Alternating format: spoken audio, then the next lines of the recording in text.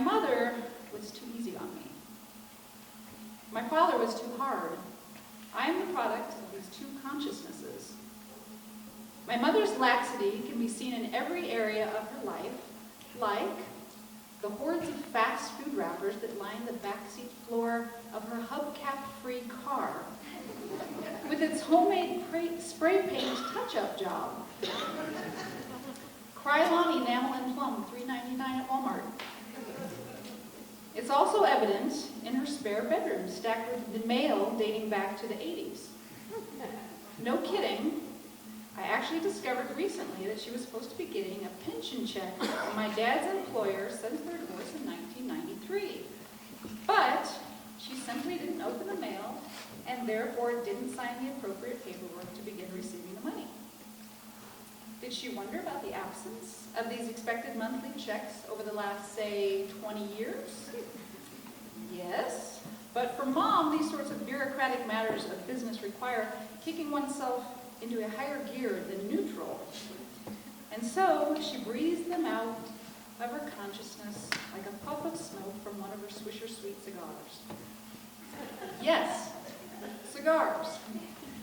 After a near-death battle with pneumonia, exacerbated by advanced emphysema, and to the utter amazement and delight of her 4 children, she stopped smoking after 50 years.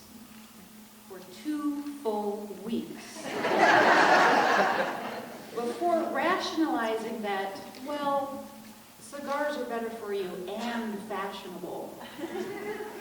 She says in her deep, raspy voice, lots of famous women are doing it. Yeah, Mom. Demi Moore and Alicia Keys are pretty sexy smoking their cigars, but famous people get away with a lot of disturbing behaviors. I'm not sure it will have the same glamorous effect for you. But in one sense, my mother is famous. Poet Naomi Shihab Nye redefines the word with this line: I want to be famous to shuffling men who smile while crossing streets, sticky children in grocery lines, famous as the one who smiled back. This is my mother's kind of famous. Strangers recognize her immediately as warm and accepting, and have been known to approach her and say things like, I can just tell you're a lovely person, or begin telling her their entire life story. And if you happen to be a child, she will provide you with the most custom-made, focused attention in which nothing else exists but the beauty of your unique brand of ever-unfolding genius, which you cannot help but to reveal to her. And if you're an adult, and you can get past the fog of cigar smoke and denial, and meet her in this relaxed world of hers, you might find yourself dancing, singing, or, say, making a runway fashion show out of toilet paper and Scotch tape.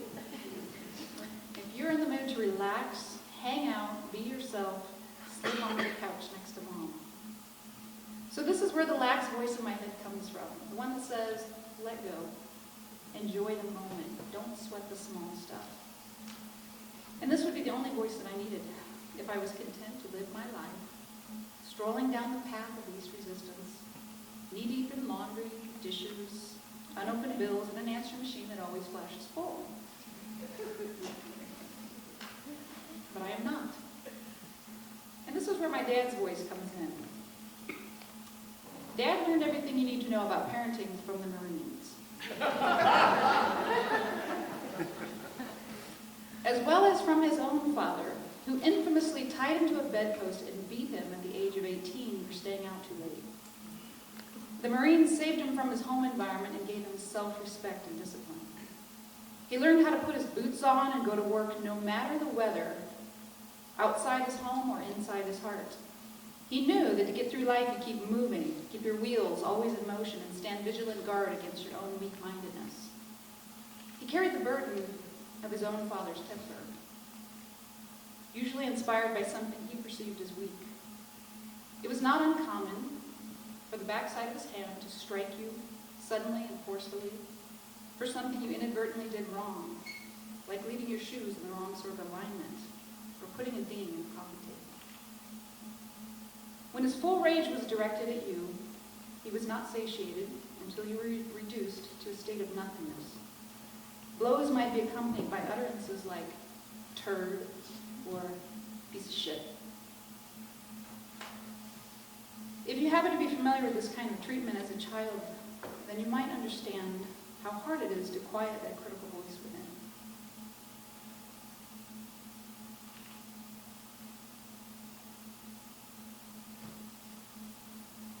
How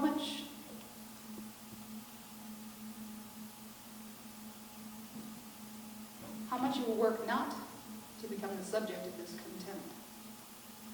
So these two voices live in me. Moms, everything will be okay if you just let go.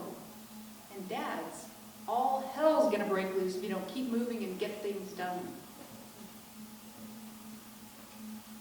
One evening, a few weeks after my third child was born, these two voices collided in me. After a long C-section recovery, I was finally going to be useful and make dinner. The voice, "You are worthless if you don't start getting things done," was sounding off in my head. In a haze of pain meds and post-surgery blahs, I got a pan from the kitchen, filled it with water, and set it on the stove to boil.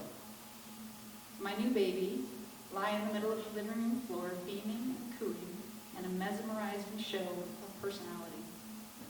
My mother's voice kicked in. Relax. Enjoy that baby. Live in the moment. Choose the better part. We danced. I sang. She stared into my eyes. I felt famous. Then suddenly I smelled something burning. I ran to the kitchen to see flames stretching up to the ceiling. I grabbed the pot by the handle, ran to the backyard, and threw it on the lawn. When I went back to assess the damage, my eyes went straight to the burn marks and the linoleum, and my dad's voice kicked in. Look what you've done. You could have burned the house down. You ruined the kitchen. This is going to cost money we don't have. What's wrong with you? In that moment, my husband walked in to find me in the throes of self-rebuking. Now, in every married life, there are those very delicate moments where couples have the opportunity to demonstrate the wisdom they've accumulated from countless communication errors.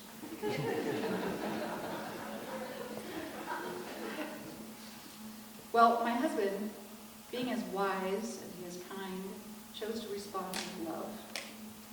In his gentle voice, he said my single most favorite phrase, "Everything's going to be okay." Then he sent me away to have a post-adrenaline cry while he cleaned up. A moment later, he hollered from the kitchen, "Wendy, look what you made." I walked in to find him holding in an oven mitt 2 figures made of metal that had melted from the bottom core of the pan into the drip bowls. Their shapes were unmistakable. A perfectly proportioned mother and bundled infant. Hot flame and cold metal collided that day, reminding me that the dance between being easy on yourself and hard on yourself is a tricky one.